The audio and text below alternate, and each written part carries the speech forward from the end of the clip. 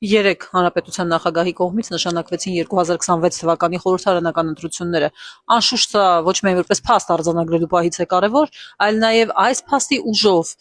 սկսեց աշխատել ժամացույցը, որը վերաբերում է ընտրական process-ում կարևորագույն փոփոխությունների, որոնք 2026 թվականի ընտրությունների ժամանակ ըստ էության սկսելու են կիրառվել։ Առաջին հերթին խոսքը վերաբերում է ընտրական օրենսգրքի 19-րդ հոդվածի 6.1 մասին, որտեղ նշված է, որ այն կազմակերպությունները, որոնց անվանումները կարող են ասոցացվել կուսակցությունների անվանումների հետ կամ որոնք կուսակցության կողմից են ղեկավարվում, չեն կարող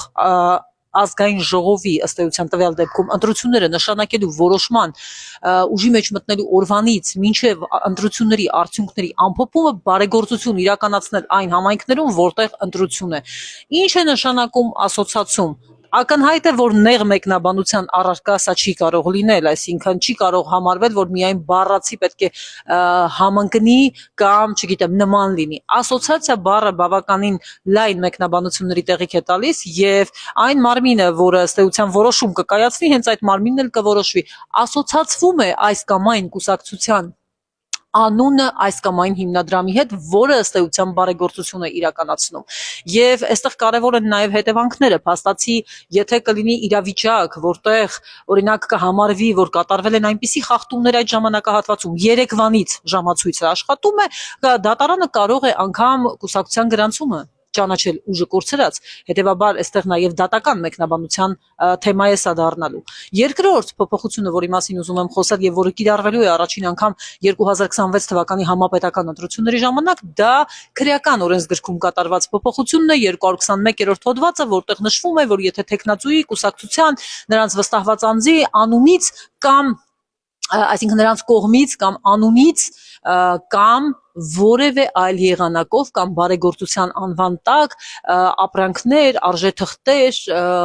տրամադրվում են կամ խոստացվում են ծառայություններ, այսինքն այստեղ կարևորն այն է, որ որևէ այլ եղանակով այս տերմինը չափազանց լայն մեկնաբանության առարկա կարող է դառնալ եւ կարող է ստացվել այնպես, որ ինչպես նշված է քրեական օրենսգրքի համապատասխան հոդվածի սանկցիայում 3-ից 6 տարի ազատազրկման դատապարտվեն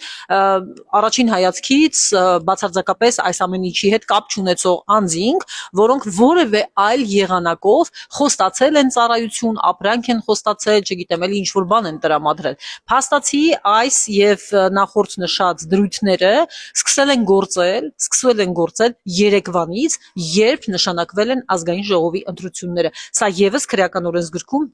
նախընտրական քարոզչության ժամանակահատվածում չի աշխատում։ Այս դրույթը վերաբերում է նորից այն պահից, երբ նշանակվել են ազգային ժողովի ընտրությունները, մինչև ազգային ժողովի ընտրվելու մասին որոշման կայացումը։